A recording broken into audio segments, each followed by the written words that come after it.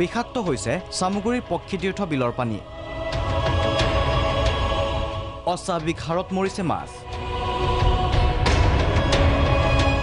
বিভিন্ন প্ৰজাতিৰ মাছ আৰু পৰিভ্ৰমী পক্ষীৰ বাবে বিখ্যাত চামগুৰিৰ পক্ষীতীৰ্থ বিললৈ আহিছে সংকট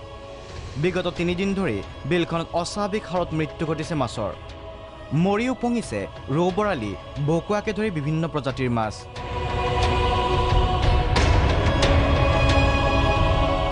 চাহ বাগিচাৰ বিষাক্ত ঔষধ মিশ্ৰিত পানী সোমাইছে বিলত এই অভিযোগ স্থানীয় ৰাইজৰ ইয়াত মাছ মৰিছে আৰু মাছ মৰি গেলি পচি মানে প্ৰদূষণৰ সৃষ্টি হৈছে আমি ভাবো যে এই মাছটো আপোনাৰ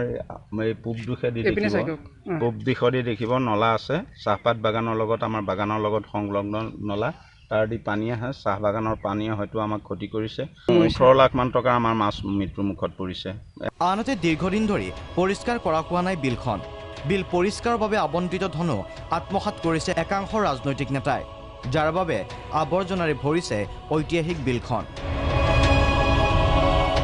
চামগুৰিৰ পৰা কাবুল কলিতা প্ৰাগ নিউজ